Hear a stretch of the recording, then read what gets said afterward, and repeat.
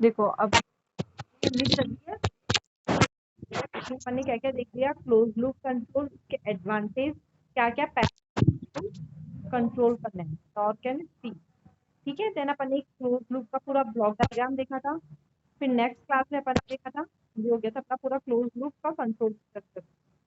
Then उसके बाद में अपना नेक्स्ट क्लास में था dynamic model of DC motor. उसमें अपन ने क्या था, डायनामिक मॉडल ड्रॉ किया था, 4 इक्वेशंस लिखी थी, इन चारों का लैप्लास लिया था। फिर उनके लैप्लास से अपन ने ब्लॉक डायग्राम ड्रॉ किया था और इनके ब्लॉक डायग्राम को अपन ने कनेक्ट किया था। तो ये हो गया था आपका डायनामिक मॉडल, ठीक है। इसके बाद में अपने नेक्स्ट क्लास में अपन ने पढ़ा था modelling of chopper as a game with switching delay. तो ये चॉपर था, उसको अपन ने एज ए गेम में लिया था। इस तरह से इसका ट्रांसफर फंक्शन देखा अपन ने, कैरियर फ्रीक्वेंसी देखी, ये देखा किस तरह से आपका जो आउटपुट वोल्टेज है वो कंट्रोल होता है by controlling the duty cycle. Then controller design, need of controller design, proportional controller किस तरह से वर्क करता है, पीआई कंट्रोलर आपका किस तरह से वर्क करता है, और उसके बाद में नीड ऑफ करंट कंट्रोलर, ये सब अपन देख सकते हैं। अब आज का अपना टॉपिक है current controller design and it's specification. जो करंट कंट्रोलर अपने यहाँ पे लिखते हैं ये वाला, अपन ने जो फर्स्ट डे जो डायग्राम पढ़ा थे, ये जो करंट कंट्रोलर है इसका डिजाइन कैसे करते हैं अपन, ये अपना आज का टॉपिक है। कल का टॉपिक होगा अपना, कल जो अपन पढ़ेंगे वो अपन पढ़ेंगे स्पीड कंट्रोलर कैसे डिजाइन करते हैं। तो आज अपन को पढ़ना है करंट कंट्रोलर अपन कैसे डिजाइन करते हैं, ठीक है। तो इसके कुछ कुछ ट्रांसफर फंक्शन है, मैथमेटिकल डेरिवेशन है, बस अपन को वो देखनी है। तो डिजाइन ऑफ करंट कंट्रोलर, अब देखो current controller specification and design. अब देखो जो ट्रांसफर फंक्शन फर्स्ट ब्रेक में जो डेरिवेशन करी थी, जो पूरा ब्लॉक डायग्राम था उसका जब ट्रांसफर फंक्शन निकाला था तो अपने क्या आया था, थीटा बाय वीएस। इस तरह से इस डायग्राम से जो अपन ने निकाला था, ये जो अपना डायग्राम था, इसको पूरा जो अपन ने सॉल्व करके इसका ट्रांसफर फंक्शन निकाला था, तो ये अपने आया था V by theta by VS, इस तरह से ये, ठीक है। ये था थीटा और वीएस के बीच में। अगर इसी डायग्राम का यूज करके आप करंट वोल्टेज में ट्रांसफर फंक्शन निकालोगे उसी डायग्राम से, तो आपके पास ट्रांसफर फंक्शन आएगा ये, के एम वन यहाँ पे कॉन्स्टेंट है, यहाँ पे आपके पास ट्रांसफर फंक्शन आएगा ये, ठीक है। This is the transfer function between current and voltage. Current is taken as output parameter and voltage is as input. तो ये अपना हो गया ट्रांसफर फंक्शन।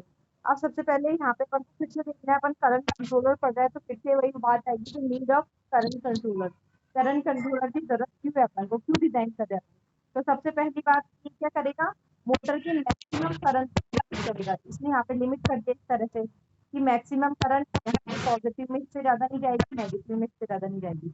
इस तरह से जो करंट की मैक्सिमम वैल्यू है उसको एक लिमिट प्रोवाइड करता है।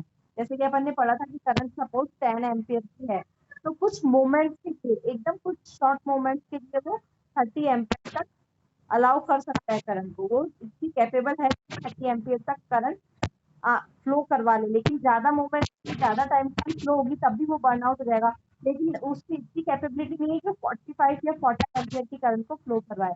तो कुछ मोमेंट के लिए तो वो उसको 3 टाइम्स ऑफ करंट को फ्लो करवा सकती है, बट हमेशा नहीं। बट सपोज आपके कंट्रोलर ने बोला कि 40 एम्पियर करंट दो, तो ये पॉसिबल नहीं है ना। तो करंट कंट्रोलर करेगा, इसको लिमिट करेगा, मैक्सिमम इसको 30 तक ही अलाउ करेगा। तो इस तरह से जो करंट कंट्रोलर है वो क्या करता है, मोटर की मैक्सिमम करंट को लिमिट प्रोवाइड करता है। फर्स्ट रीजन तो ये है, इसलिए अपन करंट कंट्रोलर यूज कर लेते हैं।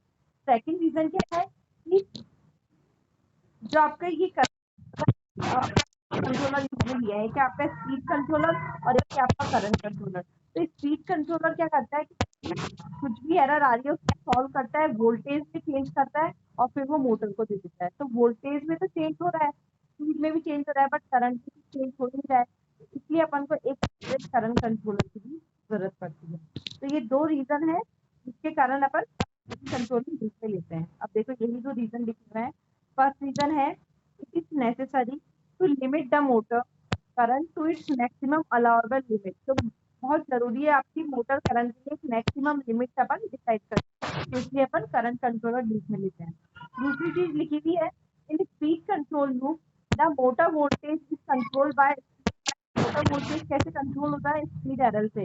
When speed error is reduced the apply but no change in the current happen. मतलब जब भी आपकी स्पीड में चेंज होता है तो वो आपकी वोल्टेज कर देता है, लेकिन करंट में कोई चेंज नहीं होता है।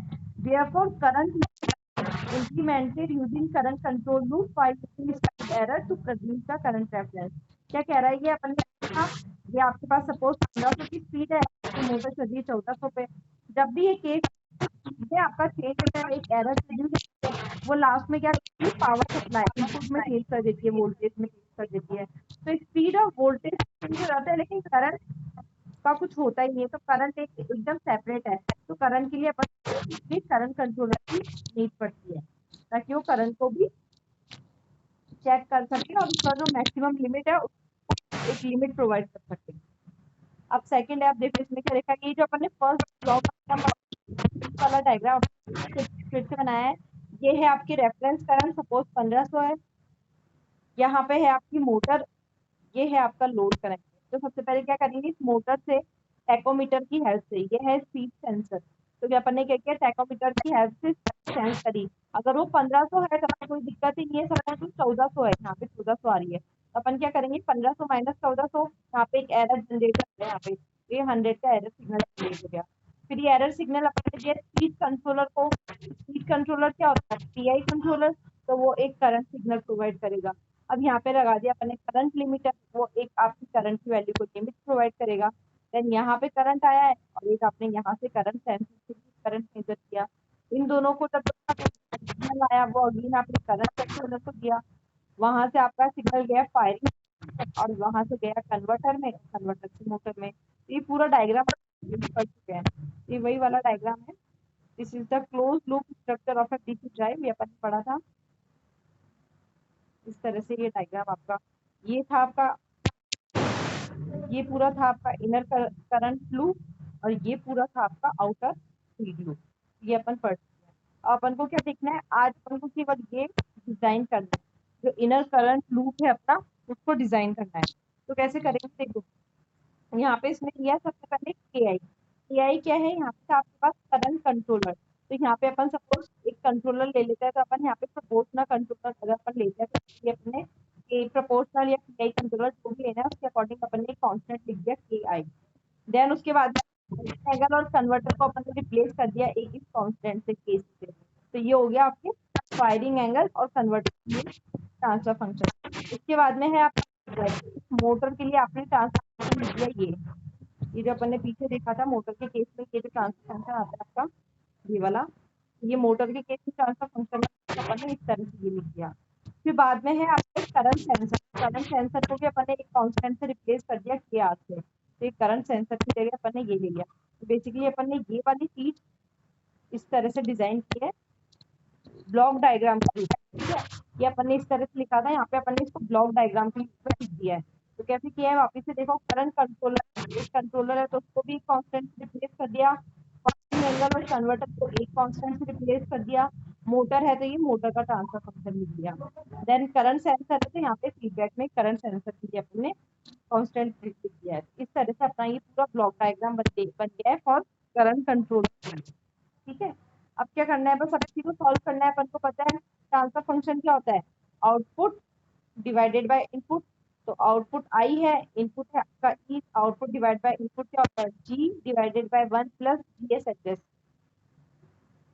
G divided by 1 plus G S H S. तो यही फॉर्मूला है, तो इसमें जी क्या हो जाएगा, देखो जी होता है फॉरवर्ड पाथ गेन। तो फॉरवर्ड पाथ इसका ये है, तो क्या क्या करेंगे, के आई मल्टीप्लाई बाय के सी मल्टीप्लाई बाय दिस, ये पूरा हो गया आपका जी। तो जी अपन ने निकाल लिया के आई मल्टीप्लाई बाय के सी मल्टीप्लाई बाय दिस, ठीक है। एच एस क्या होता है, फीडबैक पाथ का गेन, एच एस है आपका ये, तो एच एस आपने ये निकाल दिया किया। बस अब इसको इस फॉर्मूले में पुट करना है अपन को, तो अपने पास आ जाएगा करंट कंट्रोल लूप का ट्रांसफर फंक्शन। तो बस इसको जो अपन ने फॉर्मूला किया तो आपके पास ये आया, ये है आपका पूरा जीएस के आई के सी के एम एंड दिस वन पूरा divided by 1 plus GS H S. ये पूरा हो गया आपका करंट कंट्रोल लूप का ट्रांसफर फंक्शन, दिस वन ये बन गया आपका पूरा करंट कंट्रोल लूप का ट्रांसफर फंक्शन। इसके बाद में अपन ने क्या किया, इसको सॉल्व किया, ये तो वही चीज है आपके करंट कंट्रोल लूप का ट्रांसफर फंक्शन। अब अपन को इसको सॉल्व करना है, तो सिंप्लीफाई करने के लिए क्या किया अपन ने, यहाँ देखो अपन ने इसके न्यूमरेटर और डिनोमिनेटर को किससे डिवाइड किया, ये जो एक पैरामीटर है इससे अपन ने डिवाइड किया इसके न्यूमरेटर को और डिनोमिनेटर को। ये पूरा इसका न्यूमरेटर था, ये आप इससे डिवाइड कर दो तो अपन ने यही वाली चीज लिखी है, ये पूरा हो गया इसका न्यूमरेटर। फिर उसके बाद में ये को भी इससे डिवाइड कर दो तो अब आपका डिनोमिनेटर बन गया ये।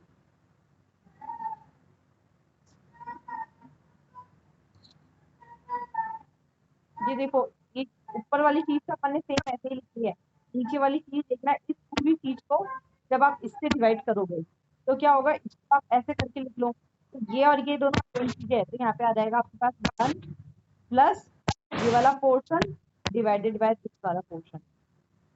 ये वाली चीज समझ आ रही है ना? ऊपर वाली चीज तो अपन ने अभी एज इट इज लिख दी, मैंने बोला इस चीज से डिवाइड कर लो, सेम इसको इस वाली चीज को इससे डिवाइड करनी है, तो ये अपन ने डिवाइड करके लिख दी। फिर हर वाला पार्ट देखो, हर आपका किस तरह से लिखा हुआ है, ये पूरा लिखा हुआ है, इस पूरे चीज को आपको इससे डिवाइड करनी है। तो कैसे करोगे, इस तरह से अगर अपन ब्रैकेट लगाते हैं तो ये वाली चीज और ये वाली चीज दोनों सेम है, तो इसको डिवाइड किया आया 1 प्लस ये पूरा पार्ट डिवाइडेड बाय ये वाला पार्ट। तो बस यही इसने लिखा है 1 plus this divide by this. तो अंश में तो ये आ जाएगा आपका, हर में ये आ जाएगा। अब इसके बाद क्या करेंगे, अब देखो, अब इसने क्या किया, इस पूरे को,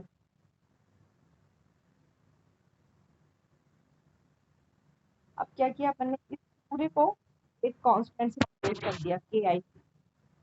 ये वाली चीज ऐसे कैसे लिख दी बची हुई, अब नीचे देखो हर में 1 प्लस एस और ये पूरे को इसने एक दूसरे कांस्टेंट से रिप्लेस कर दिया टॉ एम टी के। तो ये यहाँ तक कोई भी डाउट हो तो पूछना।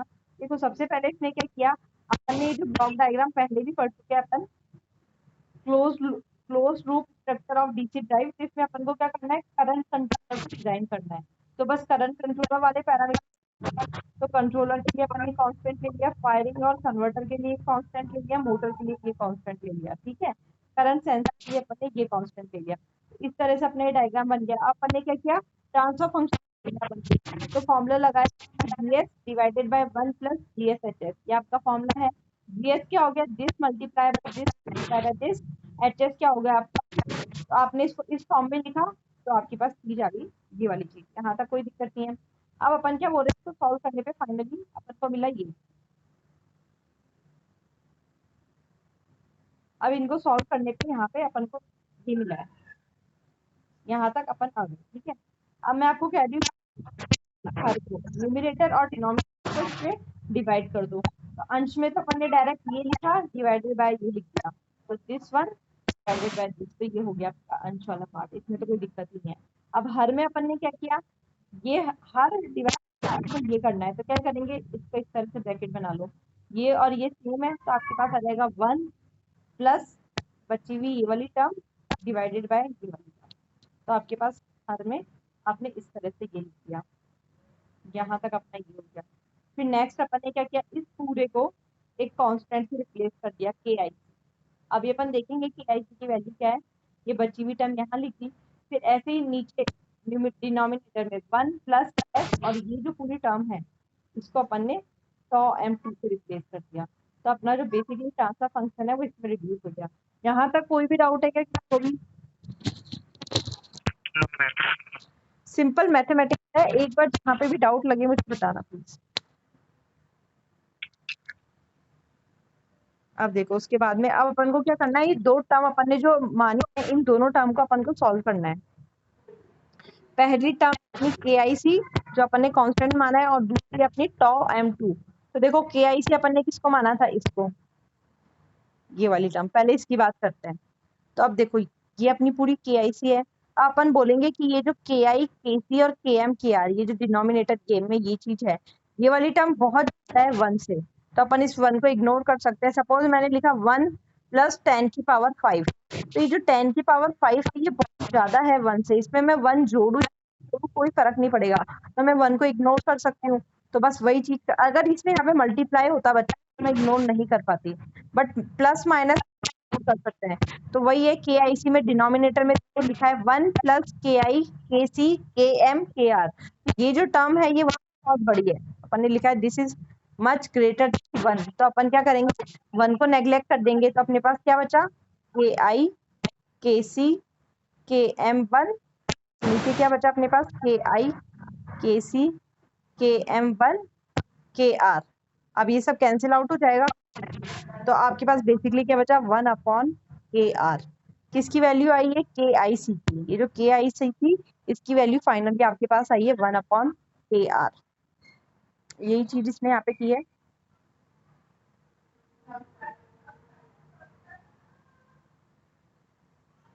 ये देखो इसने बोला this is much greater than 1 और इसकी वैल्यू यहाँ पे पुट करी और इसकी वैल्यू आपके पास फाइनली आई है 1/KR।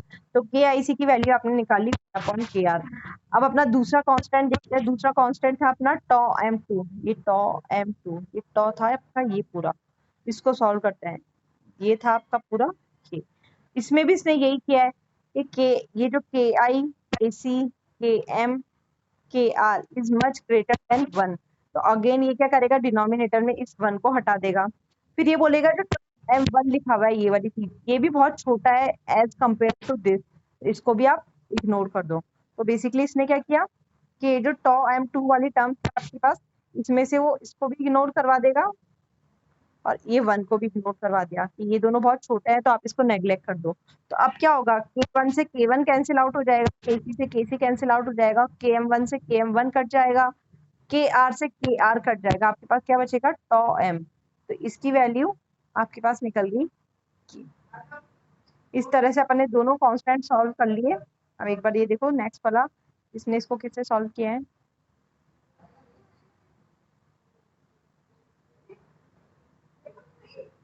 ये थोड़ी ब्लर है, इसने इसको इसी तरह से सॉल्व किया है।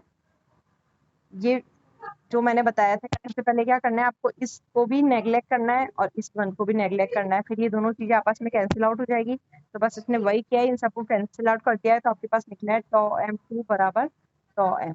तो एक कांस्टेंट की वैल्यू ये निकल गई, पहले वाले कांस्टेंट की वैल्यू ये निकल गई अपने पास। तो अब क्या करेंगे अपन, यहाँ पे इसकी वैल्यू पुट कर देंगे, यहाँ पे इसकी वैल्यू पुट कर देंगे, जो भी अपन ने फाइंड आउट किया है।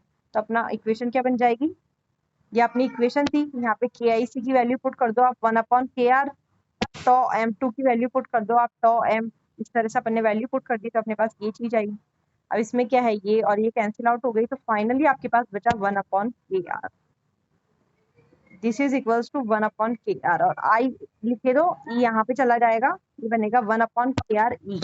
इसका मतलब ये जो अपन ने जितना भी किया है उससे क्या पता चल रहा है कि जो करंट है आपकी वो डायरेक्टली प्रोपोर्शनल है आपके E1 के। ठीक है, यानी कि अभी अपन जो कंट्रोलर, जो अपन ने करंट कंट्रोलर बनाया है, वो अपन ने इस तरह से बनाया है कि इसकी करंट है वो इस वोल्टेज के प्रोपोर्शनल होगी। मतलब अगर आप इस वोल्टेज को भी कंट्रोल करोगे तो इनडायरेक्टली आप आपके करंट को भी कंट्रोल कर रहे हो।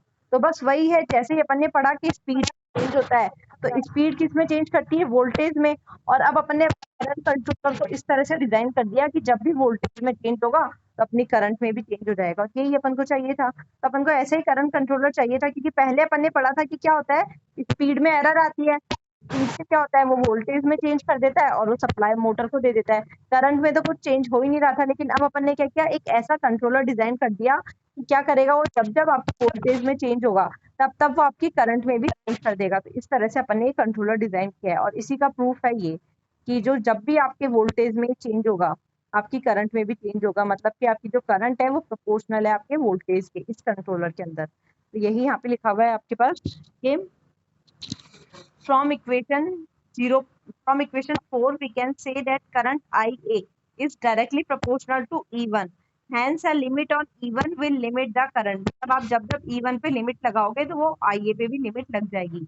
This inner current loop is combined with the speed control loop using the speed error as current reference। ठीक है, अब बस इसी करंट कंट्रोल लूप को आप स्पीड कंट्रोल लूप के साथ कंबाइन कर देते हो। तो अब जो अपनी नेक्स्ट क्लास होगी उसमें ऐसा ही एक डेरिवेशन होगा फॉर स्पीड कंट्रोलर के लिए। आज अपन ने क्या किया है, यहाँ पे एक करंट कंट्रोलर को डिजाइन किया है। ये देखो आज अपन ने ये जो इनर करंट लूप है इसको डिजाइन किया है। इसको अपन ने इस तरह से डिजाइन किया है कि जब भी आपके वोल्टेज में चेंज होगा आपकी करंट में भी चेंज हो जाएगा। अब नेक्स्ट क्लास में आपको क्या करना है, ये स्पीड करंट को, स्पीड कंट्रोलर को डिजाइन करना है। तो बस इस तरह से आपका ये पूरा हो जाएगा क्लोज लूप डीसी ड्राइव। कुछ डाउट या कोई पॉइंट वापस से एक्सप्लेन करना है क्या जिसमें डाउट हो बच्चों? मैं तो समझ आ